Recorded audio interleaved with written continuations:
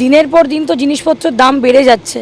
সাধারণ মানুষ একবার এক একটা করে বিয়ে হয়, সবাই সেই বিয়েতে পার্টিসিপেট করে, তারপর দেখি জিওর দাম বেড়ে গেল, তারপর দেখলাম পেট্রোল ডিজেলের দাম বেড়ে গেল। সাধারণ মানুষের সাধারণ জিনিস যেটা ডেইলি কনজাম্পশন, সেটা যতক্ষণ না কমবে সেই বাজেট কারুর ভালো লাগে না।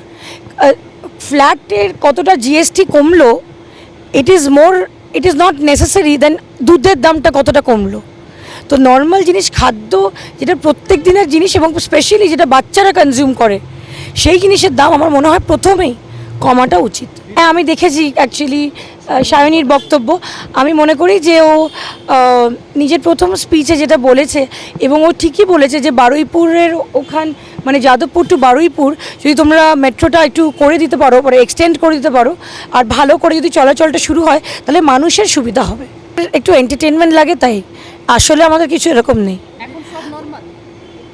কোনোদিন অ্যাবনর্মাল ছিল না।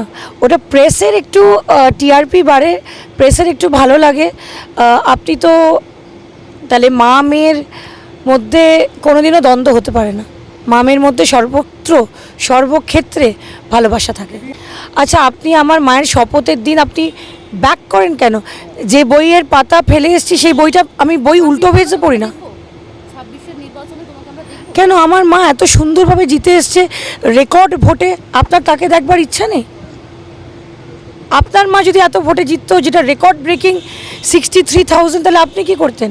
আমি তো চাই উনি এরকম রেকর্ড আরও ব্রেক করুন, নিজের রেকর্ডটাই নিজে ব্রেক করুন সবসময়। এটা কোনো জার্নালিস্টের প্রশ্নও না, এটা আজকেও যখন আমি এখানে এসেছিলাম, আপনি দেখবেন আমার লাস্ট ছবিটা, আমি ছবি পাইনি, আপনারা হয়তো সাংবাদিক হিসেবে পেয়েছেন। আমার দেখুন লাস্ট আমার ফোনের ছবিটা হলো আমার বাবা শপথ পড়ছে, তো 2021 এটা। তো আমরা বাবাকে সবসময় মিস করি। আমি জানি ওই জুতোটা অনেক বড়, আমি চাই মা ভালো কাজের মাধ্যমে ওই জুতোটা ফুলফিল করুক। মানে আমি সেই রাজনৈতিক মহলে কাউকে চিনি না।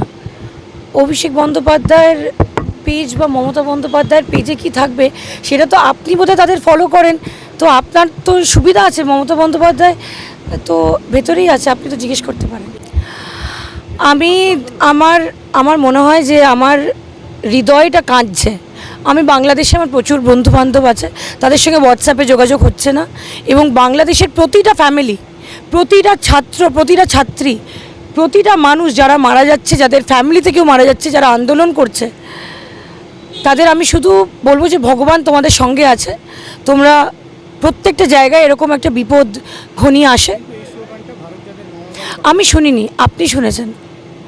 আপনি তো আপনার সঙ্গে থাকলে দেখছি আমি অনেক কিছু নতুন নতুন জিনিস জানতে পারছি।